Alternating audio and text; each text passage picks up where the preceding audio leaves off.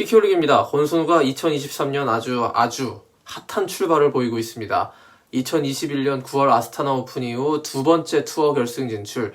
이 영상에서는 권순우가 애들레이드 오픈에서 카렌 오브스타, 잭 드레이퍼 등 쟁쟁한 선수들을 잇따라 물리치고 결승에 진출할 수 있었던 비결 분석해 보겠습니다. 자, 겨울휴가 다녀온 날 권순우가 정말 깜짝 놀라 선물을 줬더라고요. 작년 연말에 월드컵 축구로 제가 너무 바빠서 휴가를 내고 가족과 함께 베트남 다낭에 다녀왔습니다. 그런데 제가 다낭에 있는 동안 권순우가 마치 도장 깨기 하듯 애들레이드 오픈에서 승승장구하는 소식을 듣고 정말 기뻤습니다. 권순우의 결승 진출이 더 대단한 건 바로 본선을 뛰지 못하고 예선부터 뛴 선수가, 그것도 예선 2차전에서 패해서 짐을 쌀 뻔했던 선수가 럭키루저로 본선에 올라서 세계적인 강호들을 차례로 때려잡고 결승까지 진출한 것입니다. 권순우는 16강전에서 일단 대어를 낚았습니다. 스페인의 파블로 카레노 부스타에게 2대1 역전승을 거뒀는데요. 카레노 부스타는 스트로크가 세계 정상급인 선수인데 이 선수를 상대로 권순우의 포핸드가 불을 뿜었습니다. 8강에서는 스웨덴의 촉망받는 유망주였던 마이클 리메르를 만나서 원사이드하게 스파링 파트너 상대하듯 2대0으로 완승을 거뒀습니다. 자, 그리고 4강에서 격돌한 상대가 바로 영국의 새로운 희망, 앤디 머리의 뒤를 잇는 대어로 꼽히는 잭 드레이퍼였습니다. 193cm의 제법 큰 키에 왼손잡이 어드밴티지를 갖고 있기 때문에 미래의 그랜드슬램 챔피언 후보로 꼽히는 선수입니다. 21살의 신예 드레이퍼를 맞아서 25살 권순우가 한 수위의 경험과 기량을 펼쳐 보인 애들레이드 오픈 4강전. 가히 권순우 생애 최고 경기로 꼽아도 될 만큼 아주 인상적이었습니다. 자, 그렇다면 권순우가 왜 호주 오픈을 앞두고 워밍업 대격으로 열린 애들레이드 오픈에서 최고의 테니스를 펼쳐 보일 수 있었을까요? 포핸드 잘 쳤다? 원래 권순우 포핸드는 끝내줬습니다. 서브와 백핸드 좋아졌죠. 드롭샷도 기가 막혔습니다. 그런데 드레이퍼, 카렌 오브스타와 같은 ATP 투어의 하드 히터들을 상대로 권순우가 승리할 수 있었던 키워드, 저는 단 한 가지로 키워드로 정리해보고자 합니다. 그것은 바로 베이스라인입니다.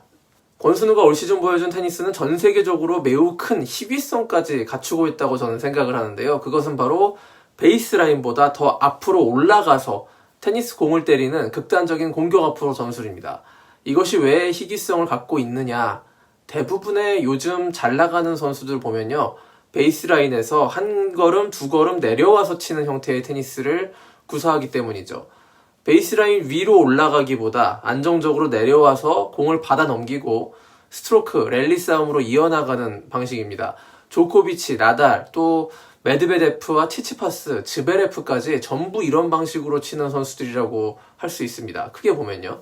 그런데 권순우는 서브권을 갖고 있을 때는 물론이고 리턴을 할 때조차 베이스라인 위쪽으로 올라와서 타격을 하는 모습을 이번 대회에 굉장히 많이 보여줬습니다. 이런 유형의 선수가 있었죠. 지금은 은퇴했습니다만 바로 로저 페더러입니다. 권순우가 시도하는 유형의 공격적인 베이스라인 테니스는 페더러의 모습이 연상될 정도로 보는 재미가 있었다. 저는 그렇게 개인적으로 보고 있습니다.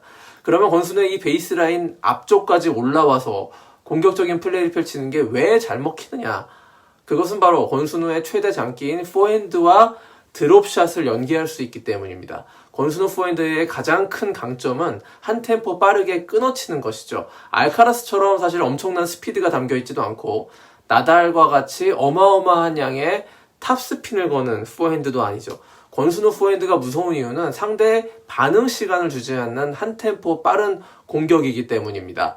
권순우의 그라운드 스트로크 리듬을 보면요, 매우 다이나믹하잖아요. 그 이유가 권순우만큼 라이징 볼, 공이 바닥을 치고 올라올 때 정점보다 한참 밑에서 미리 때리는, 영어로는 take it early라고 하는 이 타법에 있어서 권순우보다 능한 선수를 저는 요즘 찾아보기 어려울 정도라고 생각을 하는데요.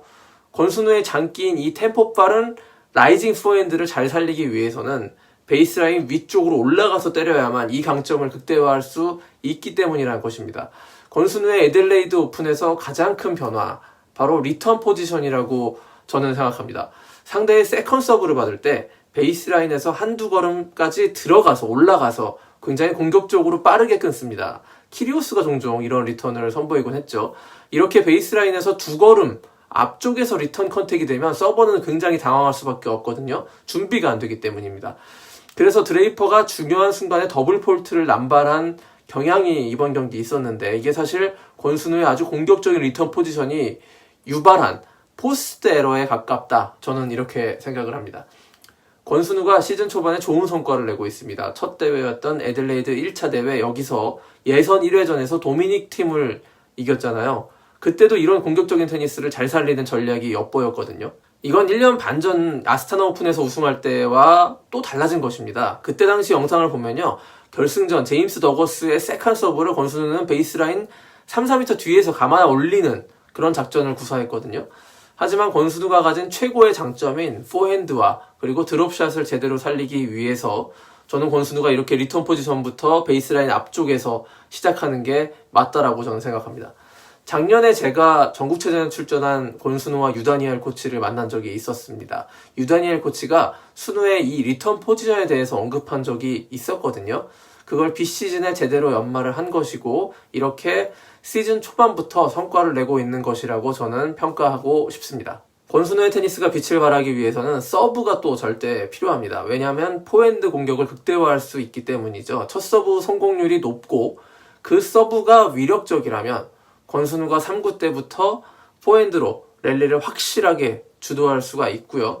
권순우가 포핸드로 주도하는 경기를 펼친다면 그 어떤 톱플레이어 선수를 만난다 하더라도 승산이 있다. 저는 이렇게 생각합니다.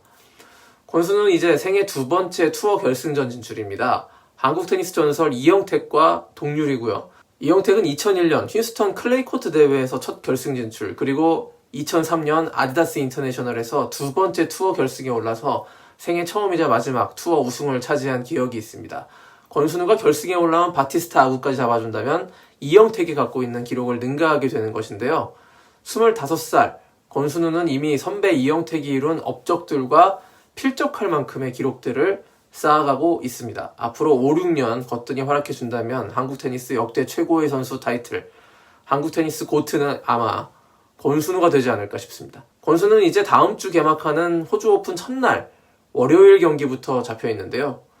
와일드카드를 받은 유뱅크스와 1회전 대결이기 때문에 충분히 2회전 진출도 기대를 해볼만 하지만 글쎄요. 저는 권순우에게 중요한 건 호주 오픈이 아니라 지금이라고 생각합니다. 애들레이드 2차 대회가 권순우의 모든 것을 쏟아부어야 할 바로 그 무대라고 생각이 됩니다. 꼭 바티스타 아구까지 꺾고 한국 테니스의 새로운 기록을 만들었으면 하는 바람입니다. 바티스타 아구, 똑딱이처럼 베이스라인 랠리 정말 잘 치는 최고수잖아요. 권순우의 포핸드가 어떻게 공략할지 정말 궁금합니다. 다음 영상으로 찾아뵙겠습니다. 호주 오픈 기대해주세요.